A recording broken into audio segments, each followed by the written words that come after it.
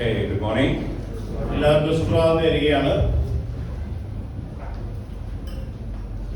Okay, I believe you are excited as I am. John ഉത്സാഹം ഉള്ളതുപോലെ തന്നെ നിങ്ങൾക്കും എല്ലാവർക്കും ഉത്സാഹം ഉണ്ടെന്നാണ്. ഉണ്ടോ? ഒന്നും കേൾക്കുന്നില്ല.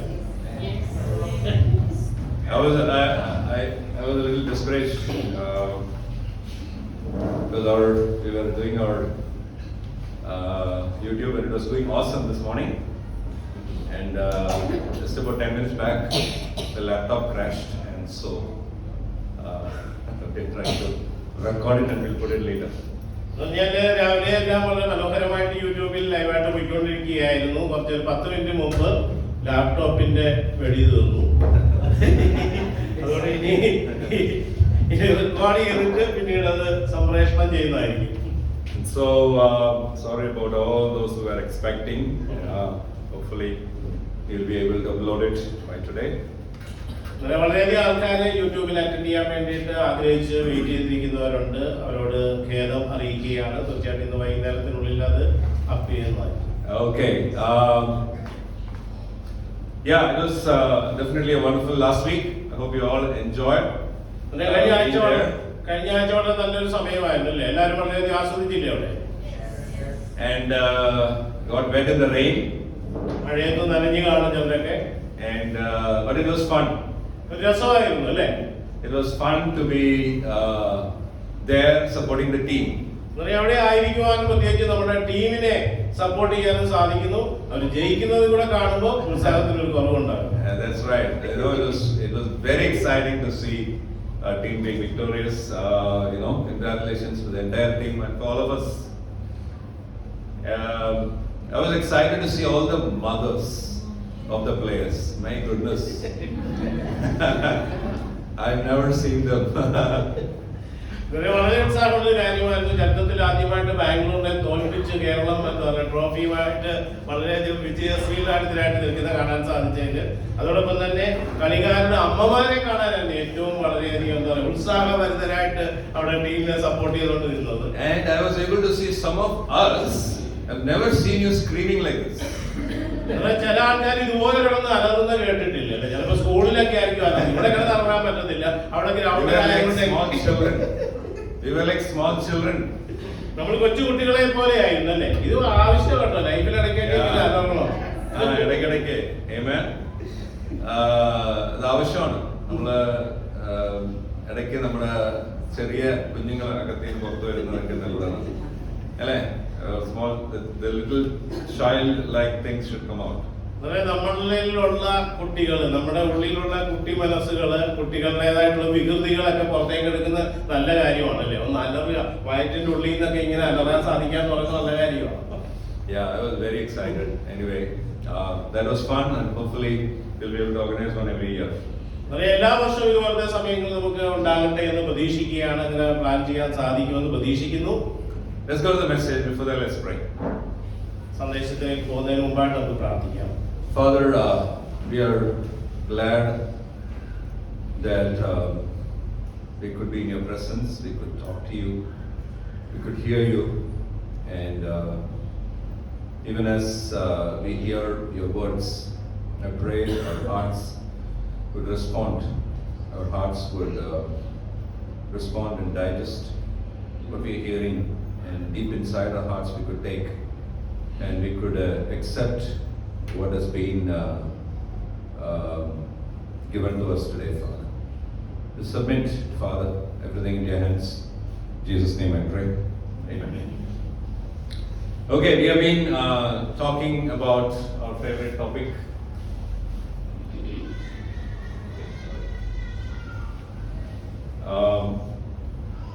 This is December and we're still talking about it.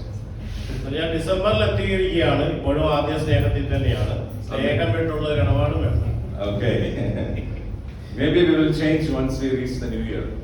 പുതുവർഷത്തിലേക്ക് പ്രവേശിക്കുമ്പോൾ പുതിയൊരു തലക്കെട്ടുമായിട്ട് വരുമെന്ന് പ്രതീക്ഷിക്കുന്നു. Okay, maybe. Amen. Okay, so what we have been talking for a few weeks or maybe a couple of months is on experiencing the presence of God. കഴിഞ്ഞ 2 മാസമായിട്ട് നമ്മൾ കൂടുതലായിട്ട് ശ്രദ്ധ കേന്ദ്രീകരിച്ചുകൊണ്ടിരിക്കുന്നത് ദൈവത്തിന്റെ സാന്നിധ്യം അനുഭവിച്ചറിയുന്നതിനെ കുറിച്ചാണ്. Are we able to draw ourselves closer to Him? In fact, it is God who is drawing ourselves to Christ. കാരണം നമ്മളെ ക്രിസ്തുവിന്റെ അടുത്തേക്ക് അടുപ്പിക്കുന്ന ദൈവം തന്നെയാണ്. നമ്മൾ ദൈവത്തിന്റെ അടുത്തേക്ക് ചെല്ലുന്നതിനേക്കാൾ കൂടുതലായിട്ട് ദൈവം തന്നിലേക്ക് നമ്മളെ അടുപ്പിക്കുന്ന ഒരു പ്രക്രിയയാണ് നടന്നുകൊണ്ടിരിക്കുന്നത്. Everything that happens in our life are opportunities that God gives to draw ourselves to Christ. നമ്മുടെ ജീവിതത്തിൽ നടക്കുന്ന ഓരോ സാഹചര്യങ്ങളും ഓരോ അവസരങ്ങളും അത് ദൈവം നമ്മുടെ ജീവിതത്തിൽ പ്രവർത്തിക്കുകയാണ് നമ്മളെ ക്രിസ്തുവിലേക്ക് അടുപ്പിക്കാനുള്ള ഒരു അവസരമായിട്ട്. Many times when something happens, something not very good happens to our life, we look for people. Of course, we need to be there for each other, but God is always there. നമ്മുടെ ജീവിതത്തിൽ പലപ്പോഴും നല്ലതല്ലാത്ത കാര്യങ്ങൾ സംഭവിക്കുമ്പോൾ നമ്മളെ സഹായിക്കാനായിട്ട് നമ്മൾക്കൊന്ന് ചായുവാനായിട്ട് നമ്മളെ കേൾക്കാനായിട്ട് ആരെങ്കിലും ഉണ്ടാകണമെന്ന് ആഗ്രഹിക്കും. അതിൽ തെറ്റില്ല, നല്ല കാര്യം തന്നെയാണ്. പക്ഷെ നമ്മൾ മനസ്സിലാക്കേണ്ട കാര്യം ദൈവം ആ സമയത്ത് നമ്മളെ ഒരിക്കലും വിട്ടു പോകുന്നില്ല, നമ്മളെ സഹായിക്കാനായിട്ട് കൂടിയാണ്. People around you are not perfect people. They have so many insecurities and imperfections. നമ്മുടെ ചുറ്റുപാടുള്ള ആൾക്കാർ കുറെ പരിപൂർണരായിട്ടുള്ള ആൾക്കാരല്ല. അവർക്ക് വളരെയധികം അപകർഷതയും പരിമിതികളും പരാധീനതകളും ഒക്കെ ഉള്ളവരാണ്. Their love is not perfect. Their love is not complete. അവരുടെ സ്നേഹം എന്ന് പറഞ്ഞാൽ പരിപൂർണമല്ല. No matter how hard we try to love one another, we will never be able to do a complete job. നമ്മൾ എത്രമാത്രം കഠിനാധ്വാനം ചെയ്താലും ഹൃദയത്തിന്റെ ആഴത്തിൽ നമ്മൾ സ്നേഹിക്കാൻ ശ്രമിച്ചു കഴിഞ്ഞാലും ആ സ്നേഹം ഒരിക്കലും പരിപൂർണമാകത്തില്ല. But what our Father in heaven gives us is something that you can trust, something you can hold on to, and He will never forsake you. നമ്മുടെ സ്വർഗ്ഗസ്ഥനായ പിതാവ് നമ്മളോട് കാണിക്കുന്ന ആ സ്നേഹം, അവൻ നമ്മളോട് കാണിക്കുന്നതായിട്ടുള്ള മനസ്സലിവ് എന്ന് പറഞ്ഞാൽ നമുക്ക് പരിപൂർണമായിട്ടും വിശ്വസിക്കാം. കാരണം അവൻ ഒരിക്കലും നമ്മളെ ഉപേക്ഷിക്കില്ല. The Father knows us. He is our creator. പിതാവ് നമ്മളെ വളരെ വ്യക്തമായിട്ട് അറിയാം. കാരണം നമ്മളെ സൃഷ്ടിച്ചിരിക്കുന്നത് ദൈവം തന്നെയാണ്. Our earthly father may not know, but our Father in heaven knows us, knows the inside of us. ഒരുപക്ഷെ നമ്മുടെ ലൗകികരായിട്ടുള്ള പിതാക്കന്മാർക്ക് നമ്മളെ പൂർണ്ണമായിട്ട് മനസ്സിലാക്കാൻ സാധിച്ചിട്ടുണ്ടാവില്ല. പക്ഷെ നമ്മുടെ സ്വർഗ്ഗസ്ഥനായ പിതാവിന് നമ്മുടെ ആന്തരികമായിട്ടുള്ള എല്ലാ തലങ്ങളിലേക്കും എത്തിച്ചേരുന്നവരാണ്. So He comes to us the way that we can handle. നമുക്ക് പലപ്പോഴും ചെയ്യാൻ പറ്റുന്നതിന് അപ്പുറത്തേക്കുള്ള ഒരു സ്ഥിതിവിശേഷത്തിലാണ് ദൈവം നമ്മുടെ ജീവിതത്തിൽ പ്രവർത്തിക്കുന്നത്. Amen. So I want you to keep that in mind when you go through struggles of many kinds. നമ്മുടെ ജീവിതത്തിൽ പലതരത്തിലുള്ള കഷ്ടതകളിലൂടെ നമ്മൾ കടന്നു പോകുമ്പോൾ ഈ ഒരു യാഥാർത്ഥ്യം നമ്മുടെ ഹൃദയത്തിൽ എപ്പോഴും ഉണ്ടാവും. When you go through struggles of many kinds, what does Bible call you to say? Do. നമ്മുടെ ജീവിതത്തിൽ പലവിധമായിട്ടുള്ള കഷ്ടതകൾ വരുമ്പോൾ എന്ത് ചെയ്യണമെന്നാണ് ബൈബിളിൽ പറയുന്നത്? Rejoice. ആനന്ദിക്കാനാണ്. Why? എന്തുകൊണ്ടാണ്?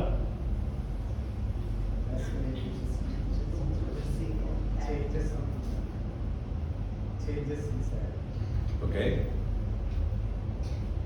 What else? എന്തുകൊണ്ടാണ് കഷ്ടതകൾ വരുമ്പോൾ ആനന്ദിക്കാൻ വേണ്ടി പറയുന്നത്?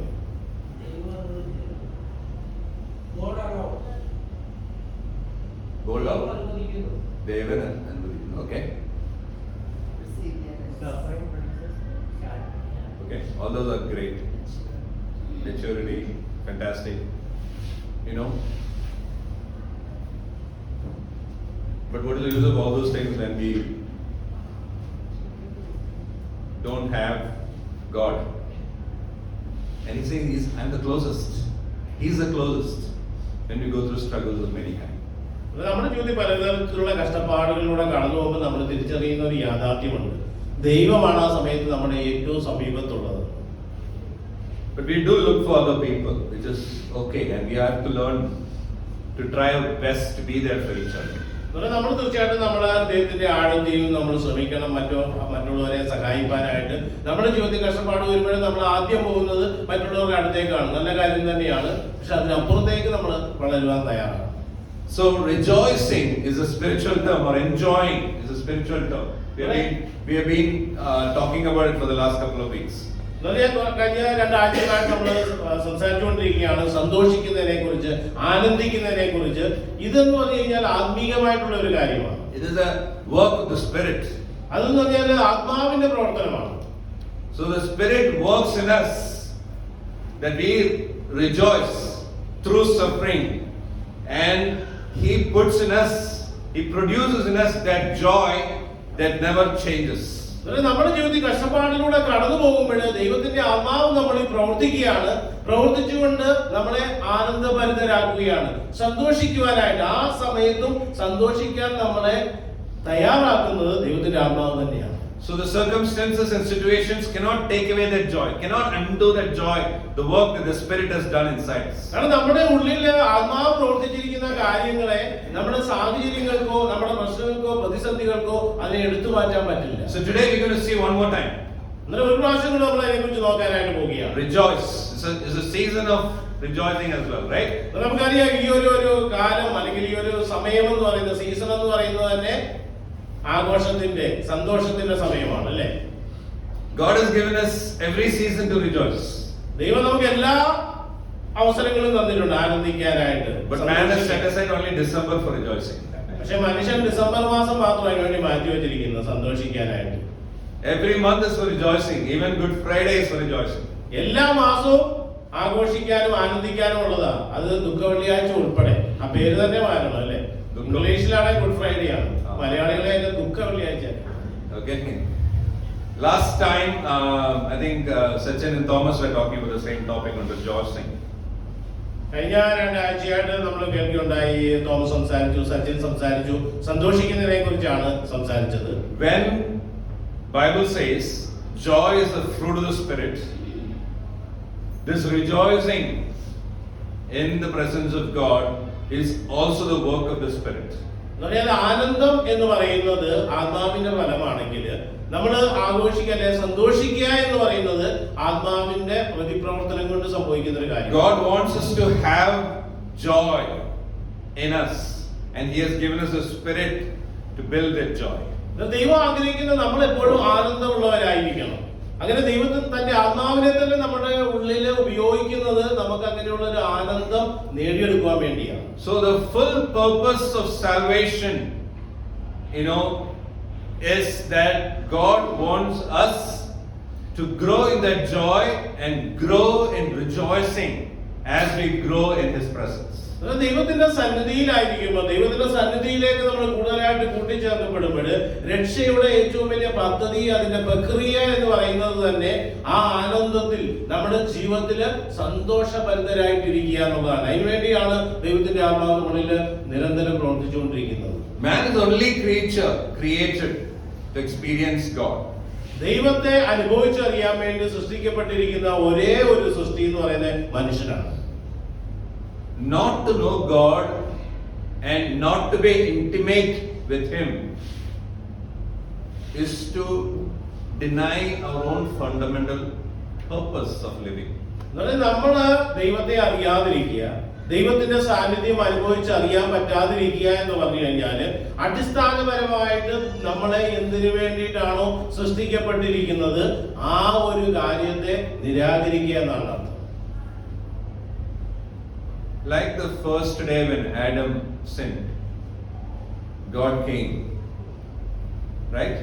ആദം പാപം ചെയ്തപ്പോൾ ദൈവം ആ സമയത്ത് അവിടേക്ക് ഇറങ്ങി വന്നു. Where are you? Do you think God doesn't do that today? ദൈവം ഇന്ന് ചെയ്യത്തില്ല എന്ന് നമുക്ക് തോന്നുന്നുണ്ടോ?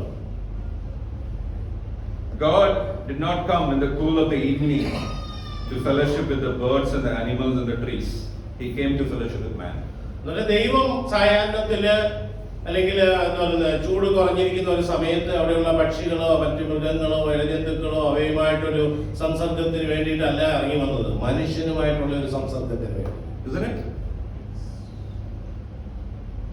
God wants us to understand that He has made us for Himself and to enjoy Him. ദൈവം ആഗ്രഹിക്കുന്ന നമ്മൾ ഓരോരുത്തരും തിരിച്ചറിയണം, നമ്മളെ സൃഷ്ടിച്ചിരിക്കുന്നത് ദൈവത്തിന് വേണ്ടിയിട്ടാണ്. ദൈവസന്നിധിയിലായിരിക്കാനാണ്, അത് അനുഭവിച്ചറിയാൻ, അതിൽ സന്തോഷമുള്ളവരായിരിക്കാനാണ്. One day we enjoy Him, and that enjoyment will last forever, and that's the eternal life that we're going to have. കാരണം ഒരു ദിവസം നമ്മൾ ദൈവത്തെ മുഖാമുഖം കാണും, നമ്മൾ ആ സന്തോഷത്തിന്റെ പരിപൂർണതയിലെത്തും, എന്നും നമ്മൾ സന്തോഷിക്കുന്നവരാകും. അതാണ് നിത്യജീവൻ, നിത്യതയിലേക്കുള്ള യാത്രയാണ്. So that is what God wants from us. ദൈവം നമ്മൾ ഇന്ന് ആഗ്രഹിക്കുന്നത് തന്നെയാണ്. So what is God calling us to do today? ഇന്ന് നമ്മൾ എന്ത് ചെയ്യണമെന്നാണ് ദൈവം പറയുന്നത്? So that we could grow to rejoice. അങ്ങനെയാണെങ്കിൽ നമുക്ക് ആ ആനന്ദത്തിൽ, ആ സന്തോഷത്തിൽ വളരാൻ സാധിക്കുന്നത്. God has put each other. ദൈവം പരസ്പരമുള്ള ഒരു സഹായം നമുക്ക് തന്നിട്ടുണ്ട്. God has not put us as individuals. Okay, you live in your house and you go to the mountain and you'll be on your own, and one day you're going to be taken from that mountain up. No. God has put us in a community. God has put us in small groups. കാരണം ദൈവം നമ്മളെ ഒറ്റയ്ക്കല്ല വിട്ടിരിക്കുന്നത്. നമ്മൾ നിങ്ങളെ വീട്ടിലായിരിക്കുക, അല്ലെങ്കിൽ ഹിമാലയത്തിന്റെ മുകളിലോ അല്ലെങ്കിൽ മലക്കപ്പാറയുടെ മുകളിലോ കയറിയിരിക്കുക, ഒരു സുപ്രഭാതത്തിൽ നിങ്ങളെ ഞാൻ അവിടുത്തെ സ്വർഗത്തിലോട്ട് എടുത്തോളാം എന്നല്ല. ഒരു സമൂഹത്തിലാണ്, ഒരു സമൂഹ ജീവിയായിട്ടാണ് മനുഷ്യനെ ദൈവം സൃഷ്ടിച്ചിരിക്കുന്നത്. So God has a purpose for each other. How we handle each other, and through all that, pros and cons of each other, God is working to bring in that joy inside us. നമ്മുടെ ഉള്ളില് ആന്തരികമായിട്ടൊരു ആനന്ദം തരാൻ വേണ്ടിയിട്ടാണ് ഈ ഒരു പരസ്പര ബന്ധമൊക്കെ ദൈവം ഉണ്ടാക്കിയിരിക്കുന്നത്. അവിടെയും ദൈവം പ്രവർത്തിക്കൊണ്ടാണ്. അതിന്റെ വരുംപരായികളുണ്ട് അല്ലെ, അതിന്റെ നല്ലതുകൊണ്ട് മോശമായിട്ടുള്ള കാര്യങ്ങളുണ്ട്. ഈ ഒരു പ്രക്രിയയിൽ അതിലൂടെ എല്ലാം നമ്മൾ ആനന്ദത്തിൽ വളരുക എന്നുള്ളതാണ്. അതിനു വേണ്ടിയിട്ടുള്ള ചില സംവിധാനങ്ങളാണ് ദൈവം ഇവിടെ ഒരുക്കിയിരിക്കുന്നത്. God has planned who should be with you as a spouse, as children, your neighbor, your family group, your church, every single thing. കാരണം ദൈവം തന്നെയാണ് ഇതെല്ലാം വിഭാവനം ചെയ്തിരിക്കുന്നത്. നിങ്ങളുടെ ജീവിത പങ്കാളികൾ എങ്ങനെയുള്ള ആളായിരിക്കണം, നിങ്ങളുടെ കുട്ടികൾ എങ്ങനെയുള്ളവരായിരിക്കണം, അല്ലെങ്കിൽ നിങ്ങളുടെ മിനിസ്ട്രി ഏത് മിനിസ്ട്രിയിലായിരിക്കണം, അവിടെ ഉള്ളവർ എങ്ങനെയുള്ളതായിരിക്കണം, ചർച്ച എങ്ങനെയായിരിക്കണം, ജോലി ചെയ്യുന്ന സ്ഥലത്ത് എങ്ങനെയായിരിക്കണം, എല്ലാ കാര്യങ്ങളും ദൈവം വിഭാവനം ചെയ്തിരിക്കുകയാണ് പ്രത്യേക ഒരു ദൗത്യവുമായിട്ട്. And so we should remember that everything God is using and working in us. കാരണം ദൈവം ഈ സാഹചര്യങ്ങളും ഈ സംവിധാനങ്ങളും എല്ലാം ഉപയോഗിച്ചുകൊണ്ടിരിക്കുകയാണ് നമ്മുടെ ഉള്ളിൽ നമുക്ക് ആനന്ദം ലഭിക്കാനായിട്ട്. Today we are going to stay from Romans chapter 12. ഇന്ന് നമ്മൾ നോക്കാൻ പോകുന്നത് റോമരുടെ 12-ാം അധ്യായത്തിലേക്കാണ്. Okay. You'll read from verses 1 to 3. 1 തൊട്ട് 3 വരെയുള്ള വാക്യങ്ങൾ നമുക്ക് വായിക്കാം. റോമരുടെ 12-ാം അധ്യായത്തിന് 1 തൊട്ട് 3 വരെയുള്ള വാക്യങ്ങൾ. അതുകൊണ്ട് എന്റെ സഹോദരരെ, ദൈവത്തിന്റെ കാര്യം മുൻനിർത്തി ഞാൻ നിങ്ങളോട് അഭ്യർത്ഥിക്കുന്നു, നിങ്ങളുടെ ആത്മീക ആരാധനയായി നിങ്ങളുടെ ശരീരങ്ങളെ വിശുദ്ധവും ദൈവത്തിന് സ്വീകാര്യവുമായ ജീവനുള്ള ബലിയായി സമർപ്പിക്കുക. ഈ ലോകത്തിന് അനുരൂപരാകാതെ നിങ്ങളുടെ മനസ്സിനെ നവീകരിച്ച് രൂപാന്തരപ്പെട്ട് ദൈവഹിതം എന്തെന്ന്, നന്മയായതും സ്വീകാര്യമായതും പൂർണ്ണമായതും എന്തെന്ന് തിരിച്ചറിയുക. എനിക്ക് ലഭിച്ചിരിക്കുന്ന കൃപയാൽ ഞാൻ നിങ്ങൾ ഓരോരുത്തരോടും അനുശാസിക്കുന്നു, ഉള്ളതിലധികം വരിമ സ്വയം ഭാവിക്കരുത്. പ്രത്യേക ദൈവം തനിക്ക് നൽകിയിരിക്കുന്ന വിശ്വാസത്തിന്റെ തോതനുസരിച്ച് പക്വതയോടെ സ്വയം വിലയിരുത്തുക. It's a very known scripture. നമുക്കെല്ലാം വളരെ സുപരിചിതമായിട്ടുള്ള ഒരു വേദവാക്യം. Starts with therefore. അതുകൊണ്ട് അങ്ങനെയാണ് തുടങ്ങുന്നത്. What is therefore?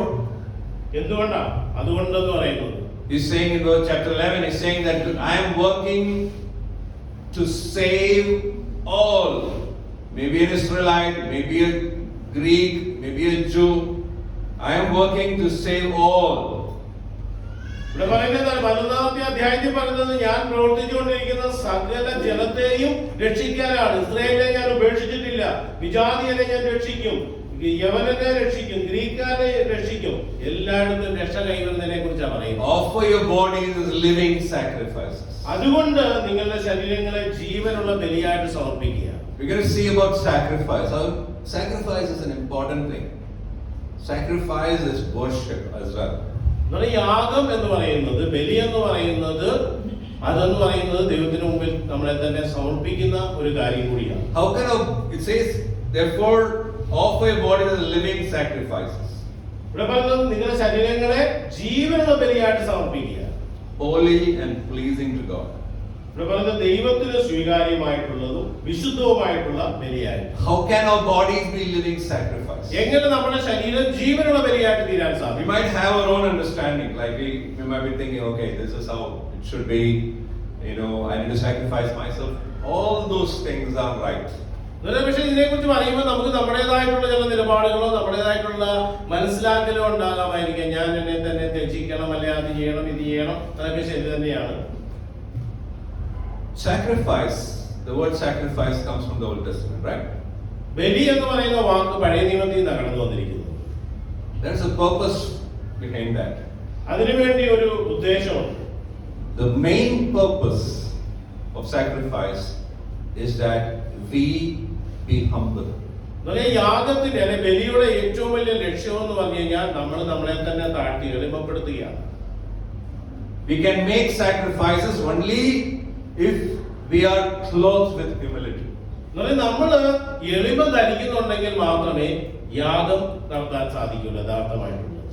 And today, kind of sacrifices we make in different ways, maybe for the church or different things. We will not be able to do it the way God wants unless we are clothed with humility. ഇന്ന് നമ്മൾ പല കാര്യങ്ങള് ബലിയർപ്പിക്കാറുണ്ട് അല്ലെ, സഭയിലായിരിക്കുമ്പോൾ പല കാര്യങ്ങളിൽ പല സേവനത്തിലൂടെ അല്ലെ, അവിടെയും നമ്മൾ കാണാൻ സാധിക്കുന്ന ഒരു കാര്യം എന്ന് വെച്ചാൽ അവിടെ താഴ്മയെ നമ്മൾ ധരിക്കുന്നില്ല എങ്കിൽ ദൈവം ആഗ്രഹിക്കുന്ന രീതിയിലുള്ള ഒരു ബലിയായിട്ട് നമ്മുടെ ജീവിതത്തെ സമർപ്പിക്കാൻ സാധിക്കില്ല. Let's look into the tabernacle. It's all coming from there. Amen. When you read Hebrews, it says, "Do not leave the pattern that I have shown you in the mountain." Amen.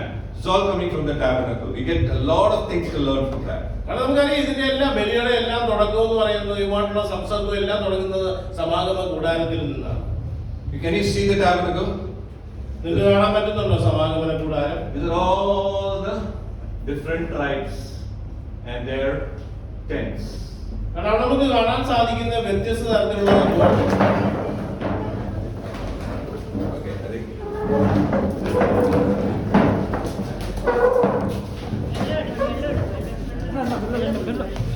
Okay.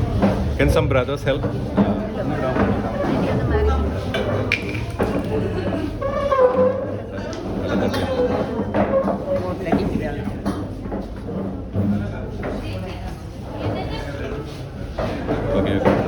Okay. Let her help.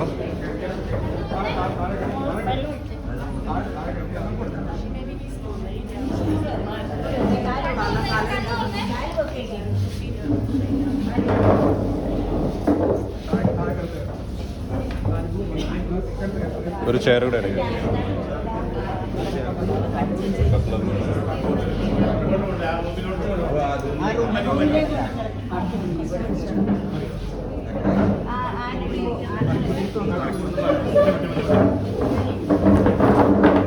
നടുപിടി.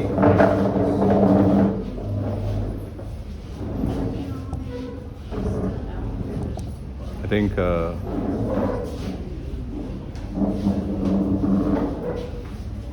Pressure എന്തെങ്കിലും down ആയിക്കണം.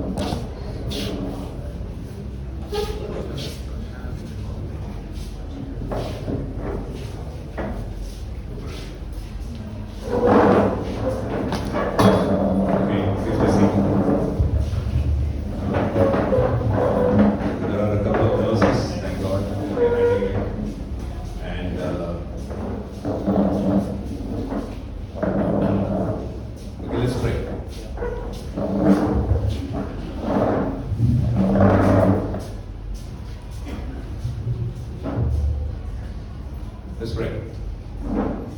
Father, we come before you, Felina, this time. I know there is some trouble in the body that caused her to faint. I pray, Father, that she's all right. I know you're watching her. And I pray that you give wisdom for the sisters who are handling her.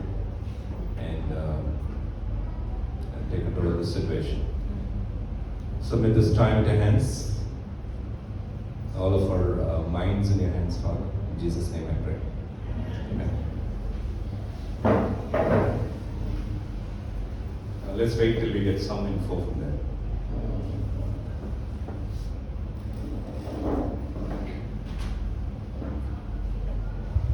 നമുക്ക് അവിടെ നിന്ന് എന്തെങ്കിലും news കിട്ടുന്നവരെ wait ചെയ്യാം.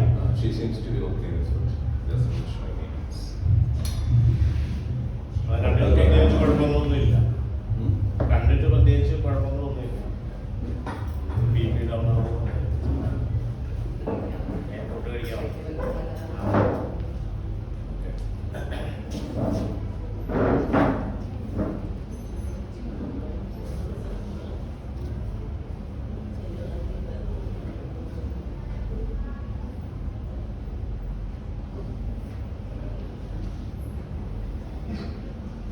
ഒന്ന് check ചെയ്യാം how things are. Wait for a few minutes.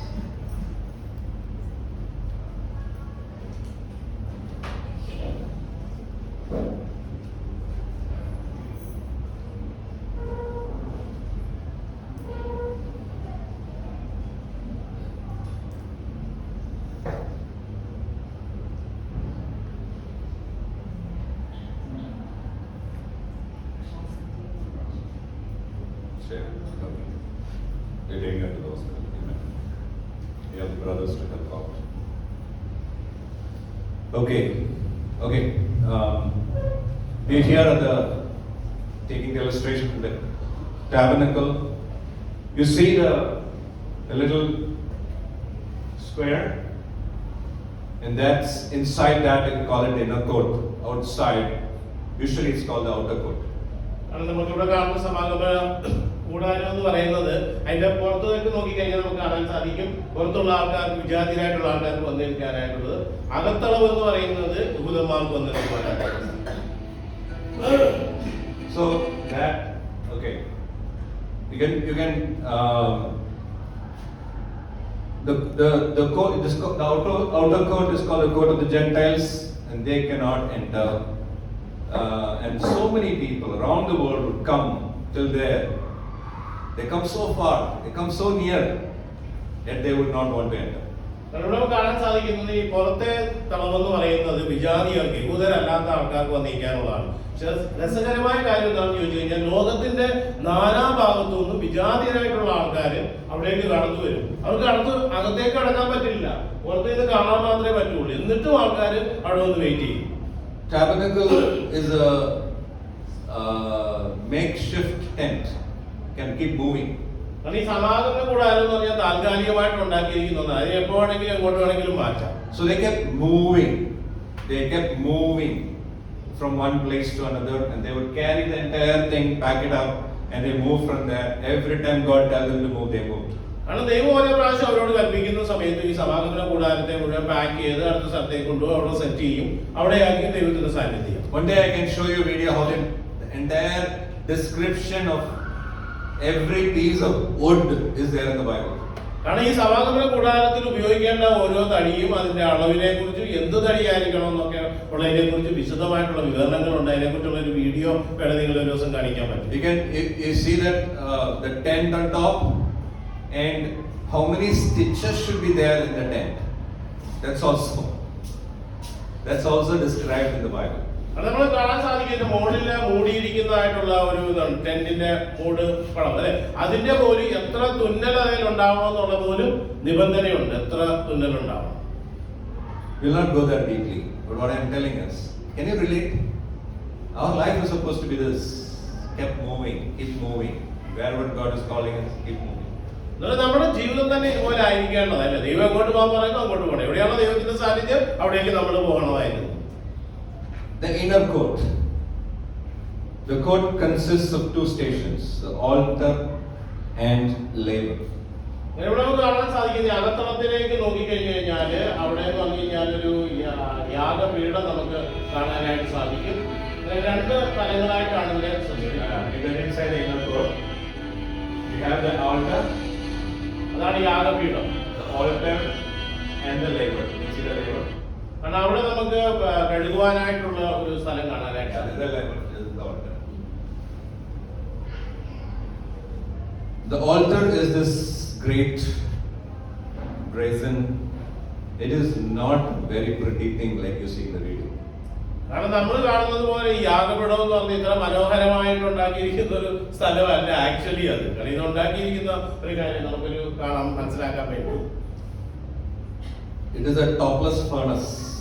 കാരണം അതിന് മുകളിലെ മൂടിയില്ലാത്തതായിട്ടുള്ള കത്തിക്കാൻ പറ്റുന്ന ഒരു സ്ഥലമാണത്. Beasts would be placed on the altar with a fire, and the beast would go up in an ugly, stinking smoke. നമ്മൾ ആലോചിച്ച് നോക്കുക, അവിടെ തടിക്കഷണങ്ങളൊക്കെ വെച്ചിട്ട് യാഗപീഠത്തിലെ മൃഗങ്ങളെയൊക്കെ ബലിയർപ്പിക്കുമ്പോൾ അതിനകത്തുനിന്ന് വരുന്ന ഒരു മണമെന്ന് പറഞ്ഞു കഴിഞ്ഞാൽ വളരെ മോശമായിട്ടുള്ള ദുർഗന്ധം വഹിക്കുന്ന അവസ്ഥയാണ്. I will take you to read a small passage from the scripture to tell you, I'm not going to explain the scripture. When you read the scripture, you'll understand how bloody that place is. കാരണം നമുക്കത് ഒരു ചെറിയൊരു കാര്യം അതിനെ കുറിച്ച് മനസ്സിലാക്കാൻ വേണ്ടി ഒരു വേദവാക്യം വായിക്കാൻ ആഗ്രഹിക്കുകയാണ്. നമ്മൾ ആലോചിക്കുക ഇവിടെ എത്രമാത്രം രക്തം കൊണ്ടൊക്കെ നിറഞ്ഞിരിക്കുന്നതാണ്, ബലി അർപ്പിക്കുന്ന ഒരു സ്ഥലമാണ്. Okay, let's read Leviticus 4. നമുക്ക് ലേവ്യരുടെ 4-ാം അധ്യായത്തിലേക്ക് നോക്കാം. When you read verses 4 to 12, just hear it. 4 തൊട്ട് 12 വരെയുള്ള വാക്യങ്ങൾ വായിക്കുമ്പോൾ നമ്മളൊന്ന് ശ്രദ്ധിച്ചിരിക്കുക. ഓക്കെ, ലേവ്യ പുസ്തകത്തിന്റെ 4-ാം അധ്യായത്തിന് 4 തൊട്ട് 12 വരെയുള്ള വാക്യങ്ങൾ. അയാൾ ആ കാളക്കുട്ടിയെ സമ്മേളന കൂടാരത്തിന്റെ കവാടത്തിൽ കർത്താവിന്റെ സന്നിധിയിൽ കൊണ്ടുവന്ന് അതിന്റെ തലയിൽ കൈവച്ച ശേഷം കർത്താവിന്റെ സന്നിധിയിൽ അതിനെ കൊല്ലണം. അഭിഷിക്ത പുരോഹിതൻ ആ കാളക്കുട്ടിയുടെ കുറച്ച് രക്തമെടുത്ത് സമ്മേളന കൂടാരത്തിലേക്ക് കൊണ്ടുവരണം. പുരോഹിതൻ ആ രക്തത്തിൽ വിരൽ മുക്കി അതിന്റെ ഒരു ഭാഗം കർത്താവിന്റെ സന്നിധിയിൽ വിശുദ്ധ സ്ഥലത്തിന്റെ വിരിക്ക് മുമ്പിൽ 7 പ്രാവശ്യം തളിക്കണം. പുരോഹിതൻ കാളക്കുട്ടിയുടെ കുറച്ച് രക്തം സമ്മേളന കൂടാരത്തിൽ കർത്താവിന്റെ സന്നിധിയിൽ സുഗന്ധധൂപപീഠത്തിന്റെ കൊമ്പുകളിൽ പുരട്ടണം. കാളക്കുട്ടിയുടെ ശേഷിച്ച രക്തം സമ്മേളന കൂടാരത്തിന്റെ കവാടത്തിലുള്ള ഹോമ ബലിപീഠത്തിന്റെ ചുവട്ടിൽ ഒഴിക്കണം. അയാൾ ആ പാപബലിക്കുള്ള കാളക്കുട്ടിയുടെ മേധസ് മുഴുവൻ എടുക്കണം. കുടലിനെ പൊതിഞ്ഞിരിക്കുന്നതും കുടലിലുള്ളതുമായ മുഴുവൻ മേധസ്സും വൃക്കകൾ രണ്ടും അവയിന്മേൽ ഇടുപ്പിലുള്ള മേധസ്സും വൃക്കകളോടൊപ്പം എടുത്ത് കരളിന്റെ അനുബന്ധ ഭാഗവും സമാധാന യാഗത്തിനുള്ള കാളയിൽ നിന്ന് ഇവ എടുക്കുന്നത് പോലെ തന്നെ ഇവ പുരോഹിതർ ഹോമപീഠത്തിൽ ദഹിപ്പിക്കണം. എന്നാൽ കാളക്കുട്ടിയുടെ തോലും മാംസം മുഴുവനും തലയും കാലുകളും കുടലുകളും ചാണകവും കാളക്കുട്ടിയെ മുഴുവൻ തന്നെയും പാളയത്തിനു വെളിയിൽ വെണ്ണീരിടുന്ന വെടിപ്പുള്ള സ്ഥലത്ത് കൊണ്ടുപോയി കത്തുന്ന വിറകിന്മേൽ വെച്ച് ചുട്ടുകളയണം. വെണ്ണീരിടുന്ന സ്ഥലത്ത് വെച്ച് തന്നെ അത് ചുട്ടുകളയണം. You know whose job is this? Priest. ഇത് ആരുടെ ജോലിയാണെന്നറിയാം? പുരോഹിതന്റെ ജോലിയാണ്. ഒരു കശാപ്പുകടയുടെ സീനല്ലേ, where you're supposed to remove the internal organs and from inside the intestines you're supposed to remove the fat of them. അടുത്ത ആലോചിച്ച് നോക്കിക്കുക, ഇവിടെ ഓരോ പറഞ്ഞ കുടലിൽ നിന്ന് അതിന്റെ എന്ന് പറയുന്നത് മേധസ് എല്ലാം എടുത്ത് കളയും, ഫാറ്റ് എല്ലാം എടുത്തു കളയണം. ഉള്ളിലുള്ള അവയവങ്ങളൊക്കെ എടുത്ത് വൃക്കകളും അങ്ങനെയുള്ള കരളും എല്ലാം എടുത്ത് മാറ്റണം. And to remove the kidney, fat from near the loins, all the internal fat he has to remove. Have you ever thought a priest is supposed to do all this? നമ്മളെപ്പോഴെങ്കിലും ചിന്തിച്ചിട്ടുണ്ടോ ഒരു പുരോഹിതന്റെ ജോലിയാണ് ഇതൊക്കെ എടുത്ത് മാറ്റുക, കുടലിനകത്ത് തോന്നും അതിന്റെ ബാക്കിയുള്ള എടുത്ത് തോന്നും അതിന്റെ ഫാറ്റ് എടുത്ത് മാറ്റുക? Why is it all written? എന്തുകൊണ്ടാണ് ഇതൊക്കെ എഴുതി വെച്ചിരിക്കുന്നത്? You're not going to do it, but why is it there? എന്തിനാണ് ഇതൊക്കെ എഴുതി വെച്ചിരിക്കുന്നത്? This is for us to understand. Sacrifice is not a beautiful thing. It's a messy, bloody affair. കാരണം ഈ ബലി അർപ്പിക്കുക എന്ന് പറഞ്ഞാൽ അത്ര മനോഹരമായിട്ടുള്ള ഒരു കാര്യമല്ല അല്ലെ. വളരെ ദുർഗന്ധം വഹിക്കുന്ന, വളരെ മ്ലേച്ഛമായിട്ടുള്ള, രക്തം കൊണ്ട് നിറഞ്ഞിരിക്കുന്ന വളരെ മോശമായ ഒരു കാര്യമാണ്. This is Christianity. ഇതാണ് ക്രിസ്തീയ മതം. This is a life as a Christian. It's not a pleasant and nice and rosy and flowery thing as we all see from outside. നമ്മൾ പുറമേ കാണുന്നല്ലോ ക്രിസ്ത്യാനിയുടെ ജീവിതം എന്ന് പറഞ്ഞു കഴിഞ്ഞാൽ ഇങ്ങനെ രക്തങ്ങളും മ്ലേച്ഛതയും പുകയും എന്താ പറയുന്നത് എല്ലാം നിറഞ്ഞ ഒരു ജീവിതമാണ്. It is an unpleasant and terrible altar site.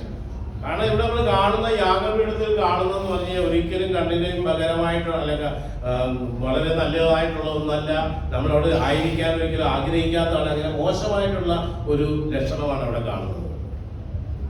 Let's go to the first sacrifice. ആദ്യത്തെ ബലിയിലേക്ക് നമുക്കൊന്ന് പോകാം. Where is it? എവിടെയാണ് ആദ്യത്തെ ബലി? Can you enable? Yes.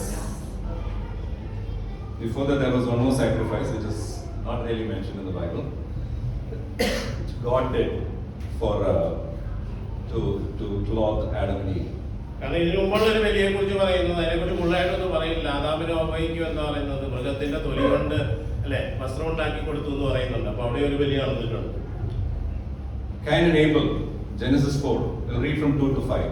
2 തൊട്ട് 5 വരെയുള്ള വാക്യങ്ങൾ വായിക്കാം. കായിന്റെയും ആബേലിന്റെയും ജീവിതം. ഉൽപ്പത്തി പുസ്തകത്തിലെ 4-ാം അധ്യായത്തിൽ 2 തൊട്ട് 4 വരെയുള്ള വാക്യം. We know the story, right? നമുക്ക് എല്ലാവർക്കും അറിയാവുന്ന ഒരു കഥയാണ് അല്ലേ? Okay. So, as soon as talking about Cain and Abel, Bible goes directly into the story. കാരണം കായിന്റെ ആബേലിനെ കുറിച്ച് പറഞ്ഞതിന് ശേഷം നേരെ പോകുന്നത് ഈ ഒരു സംഭവത്തിലേക്കാണ്. Okay, let's read that. 2 തൊട്ടുള്ള വാക്യങ്ങൾ വായിക്കാം. പിന്നീട് അയാളുടെ സഹോദരനായ ആബേലിനെ അവൾ പ്രസവിച്ചു. ആബേൽ ആട്ടിടയനായി തീർന്നു, കയീൻ കർഷകനും. യഥാകാലം കയീൻ തന്റെ കാർഷിക വിളയിൽ നിന്ന് കർത്താവിന് വഴിപാട് കൊണ്ടുവന്നു. ആബേലാകട്ടെ തന്റെ ആട്ടിൻപറ്റത്തിലെ കടിയോൽക്കിടാങ്ങളിൽ നിന്ന് അവരുടെ മേധസ് നിറഞ്ഞ ഭാഗങ്ങളിൽ നിന്ന് ഒരു വഴിപാട് കൊണ്ടുവന്നു. ആബേലിലും അയാളുടെ വഴിപാടിലും കർത്താവിന് മതിപ്പുണ്ടായി, എന്നാൽ കായീനിലും അയാളുടെ വഴിപാടിലും മതിപ്പുണ്ടായില്ല. തന്മൂലം കായീൻ രോഷാകുലായി, അയാളുടെ മുഖം കറുത്തു. കർത്താവ് കായനോട് ചോദിച്ചു, നീ എന്തിനു കോപിക്കുന്നു, എന്തിനു മുഖം വീർപ്പിക്കുന്നു? നല്ലത് ചെയ്താൽ നീയും സ്വീകാര്യനാകിയില്ലേ? നല്ലത് ചെയ്തില്ലെങ്കിലോ പാപമാകുന്ന ഭൂതം നിന്റെ വാതിക്കൽ പതിയിരിക്കുന്നുണ്ട്, അതിൽ നിന്നിൽ നോട്ടമിട്ടിരിക്കുന്നു, പക്ഷെ നീ അതിനെ കീഴ്പ്പെടുത്തണം. So we know this story, and it says Abel also brought an offering. Cain brought some of the fruits of the soil as an offering to the Lord. Abel also brought an offering, fat portions from some of the firstborn of his flock. The Lord looked in favor of Abel and his offering, but Cain and his offering, he did not look with favor. Why wasn't God pleased with Cain's offering? നമുക്ക് കാണാൻ സാധിക്കുന്ന കായീൻ എന്ന് പറഞ്ഞ കർഷകനാണ്. അതുകൊണ്ട് തന്നെ അവരുടെ കാർഷിക വിളയിൽ നിന്ന് ദൈവത്തിനൊരു വഴിപാട് കൊണ്ടുവന്നു. ആബേലിന്റെ ജോലി എന്ന് പറഞ്ഞാൽ ആട്ടിൻപറ്റത്തെ മേയിക്കുകയാണ്. അതുകൊണ്ട് ആടുകളുടെ ഇടയിൽ നിന്ന് കടിഞ്ഞൂൽക്കിടാവിൽ നിന്നൊരു വണ്ണത്തിനെ ദൈവത്തിന് വഴിപാടായിട്ട് കൊണ്ടുവന്നു. ആബേലിന്റെ വഴിപാടിലും ദൈവം സംപ്രീതനായി, എന്നാൽ കായീന്റെ വഴിപാടിൽ ദൈവം സംപ്രീതനായില്ല. എന്തുകൊണ്ടാണ്?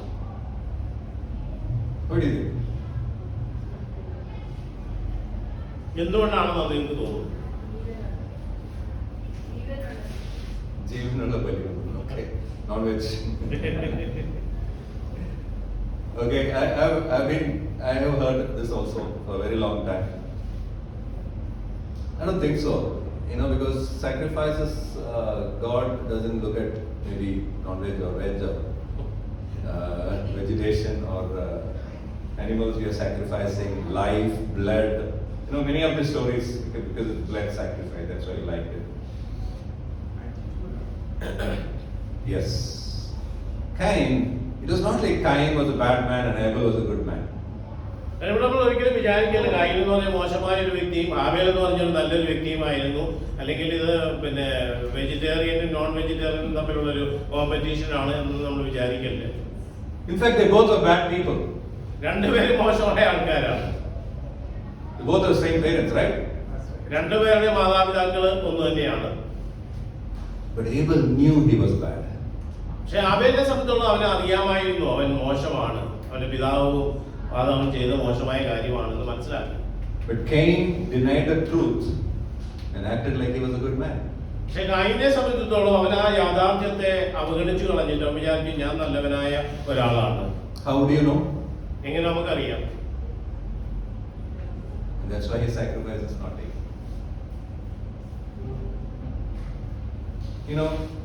Why do they sacrifice? എന്തിനു വേണ്ടി അവര് ബലിയർപ്പിക്കുന്നത്? Let's sacrifice. What do they sacrifice? They sacrifice because they want to confess. God did not command them to sacrifice. It was their first sacrifice, right? Because they wanted to show that they are grateful or they wanted to confess. So Abel's attitude was, I am such a messed up guy. Cain's attitude was, yes, I am also bad, but that's not so bad. കാരണം ഇവിടെ നമുക്ക് കാണാൻ സാധിക്കുന്നത് ദൈവം അവർക്ക് കൽപ്പനയൊന്നും കൊടുത്തിട്ടില്ല ബലിയർപ്പിക്കുന്നതിനെ കുറിച്ച്, അല്ലെ? അപ്പൊ ഇവിടെ ഹാബേലിനെ സംബന്ധിച്ചോളം അവൻ മനസ്സിലാക്കി എന്ന് പറഞ്ഞാല് തെറ്റുകൾ ചെയ്തിരിക്കുന്ന ഒരു കുടുംബത്തിൽ നിന്നാണ് വന്നിരിക്കുന്നത്. ദൈവത്തിന്റെ തേജസ് നഷ്ടപ്പെട്ട ആൾക്കാരാണ്, ദൈവസന്നിധി നിൽക്കാനുള്ള യോഗ്യതയില്ല, ഞാൻ മോശമായ ഒരാളാണ്, ദൈവത്തിന്റെ കരുണ ആവശ്യമാണ് എന്ന് പറഞ്ഞ് അവൻ സ്വയം വിനീതനായിട്ട് ആ ബലി ദൈവത്തിൽ അർപ്പിച്ച. കാര്യം വിചാരിച്ച് കുഴപ്പമൊന്നുമില്ല, മാതാപിതാക്കൾ അങ്ങനെയായിരുന്നല്ല, സാഹചര്യം അങ്ങനെയായിരുന്നു, എനിക്ക് വലിയ കുഴപ്പമൊന്നുമില്ല, അങ്ങനെയുള്ള ഒരു അവസ്ഥയിലാണ് അവൻ അതിനെ കണ്ടത്. Abel pleased God not because he was a good man, but for he was not good man. But Abel took a bad man's place and understood that he is far from God for his sacrifice. കാരണം ഇവിടെ ആബേൽ എന്ന് പറഞ്ഞൊരു നല്ല മനുഷ്യനായതുകൊണ്ടല്ല ദൈവം അവന്റെ വലിയ സംപ്രീതനായത്, പക്ഷെ ആബേൽ അവനെ തന്നെ അവതരിപ്പിച്ചത് ഞാൻ മോശമായ ഒരു വ്യക്തിയാണ്, ദൈവത്തിന്റെ കരുണ എനിക്ക് ആവശ്യമാണ് എന്ന് സ്വയം വിനീതനാക്കി. ആ ഒരു മനോഭാവത്തെയാണ് ദൈവം അവിടെ അംഗീകരിച്ചത്. Today we can easily find sometimes like this Cain and Abel in our churches. പലപ്പോഴും നമ്മളുടെ ഇടയിലും നമ്മുടെ സഭയിലും കായിനെ ഹാബേലിനെ ഒക്കെ നമുക്ക് കാണാനായിട്ട് സാധിക്കും. We can see them in their sacrifices. കാരണം അവരുടെ ബലിയില് നമുക്ക് അവരെ കാണാൻ സാധിക്കും. Abel came in humility, bringing sacrifice, but Cain wasn't. ഇവിടെ ഹാബേൽ കടന്നു വന്നിരിക്കുന്നത് തന്നെ തന്നെ വിനീതനാക്കി ദൈവത്തിന് മുമ്പിൽ ബലിയർപ്പിക്കുകയാണ്. പക്ഷേ നമുക്ക് കാണാൻ പോകുന്നത് കായിന്റെ മനോഭാവം അങ്ങനെ ആയിരുന്നില്ല. Both had sinned. രണ്ടുപേരും തെറ്റ് ചെയ്തവരാണ്. But when you leave that sacrifice, what does God tell Cain? കാരണം നമ്മൾ ആ ഒരു ബലിയെ ഒന്ന് മാറ്റി നിർത്തി കഴിഞ്ഞാല് കായിനോട് ദൈവം പറയുന്നത് എന്താ? When he was leaving that sacrifice, when he has completed the sacrifice, what is the sin is? Sin is taking control of you. You have to watch out. ഇവിടെ പറയുന്നതാണ് പാപമാകുന്ന ഭൂതം നിന്റെ വാതിൽക്കൽ പതിയിരിക്കുന്നുണ്ട്, അത് നിന്നെ നോട്ടമിട്ടിരിക്കുന്നു, പക്ഷെ നീ അതിനെ കീഴ്പ്പെടുത്തണം. That's the difference. It's how you give your sacrifice. Being an unworthy person, being someone who's saying that I am unworthy to do what I am doing, is the ideal heart for sacrifice. അതിവിടെ യാഗത്തിൻ്റെതായിട്ടുള്ള ഒരു ഉണ്ടായിരിക്കുന്ന മനോഭാവം എന്ന് പറയുന്നത് എന്താണ്? ഞാൻ ഇതിന് യോഗ്യനല്ല, ഈ ഒരു കാര്യം ഞാൻ ചെയ്യുന്നുവെങ്കിൽ ഇതിന് ഞാൻ യോഗ്യനല്ല ദൈവമേ, അങ്ങാണ് എന്നെ യോഗ്യനാക്കി തീർത്തിരിക്കുന്നത്, ഞാൻ അങ്ങയുടെ മുമ്പിൽ എന്നെ തന്നെ സമർപ്പിക്കുക, എനിക്ക് ഇതിനുള്ള അർഹതയില്ല. We should know that yes, God has forgiven our sins, has cleansed us, but we are who we are. We are still sinners. Our sinners, our attitude, our thoughts, our minds are still the same. It's just that we got better opportunities, and so the chances of sinning has been less. If we had more opportunities, we would have been worse than some of the people who have never seen God or understood God. കാരണം ദൈവം നമ്മുടെ പാപങ്ങളൊക്കെ ക്ഷമിച്ചു തന്നിരിക്കുകയാണ്. പാപത്തിൻ്റെതായിട്ടുള്ള അനന്തര എന്താ പറയുക, അതിന്റെ തിക്ത അനുഭവങ്ങളൊന്നും നമ്മുടെ ജീവിതത്തിൽ അനുഭവിക്കേണ്ട ആവശ്യമില്ല. പക്ഷെ നമ്മൾ മനസ്സിലാക്കണം, നമ്മൾ പാപികൾ തന്നെയാണ്, നമ്മൾ തെറ്റ് ചെയ്തവരാണ്, നമ്മുടെ ഉള്ളിൽ ബലഹീനമായിട്ടുള്ള ആ മനസ്സും എല്ലാം ഉണ്ട്. ഒരുപക്ഷെ നമുക്ക് നല്ല സാഹചര്യങ്ങൾ കിട്ടിയത് കൊണ്ട് മറ്റുള്ളവരെ പോലെ അധികം പാപം ചെയ്യാൻ നമ്മൾ ഇരിക്കുന്നു. പക്ഷെ നമുക്കൊരു സാഹചര്യം കിട്ടിക്കഴിഞ്ഞാൽ ഇന്ന് ലോകത്തിൽ നമ്മൾ കാണുമ്പോൾ അവരെ വെടിവെച്ച് കൊല്ലണം അല്ലെ തൂക്കിക്കൊല്ലണം എന്നൊക്കെ പറയുന്ന ആൾക്കാരുടെ സാഹചര്യം നമുക്ക് കിട്ടിയാൽ അവരെക്കാൾ കൂടുതൽ ചിലപ്പോൾ തെറ്റ് ചെയ്യാൻ സാധ്യതയുള്ളവരാണ് നമ്മൾ. With God's grace, God has protected us. ദൈവം തന്റെ കരുണയാൽ നമ്മളെ സംരക്ഷിച്ചു. But we are never in any way better than anybody else. അതുകൊണ്ട് തന്നെ നമ്മൾ തിരിച്ചറിയേണ്ട ഒരു കാര്യമുണ്ട്, ഈ ലോകത്തിലുള്ള ഏറ്റവും ഒരു മോശമായ വ്യക്തിയെക്കാളും ഒരിക്കലും നല്ലവനല്ല നമ്മൾ ആരും. That is the transformation of mind we need. I'll come back to that.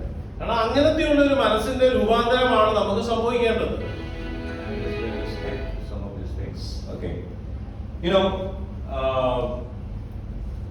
Sorry. Okay.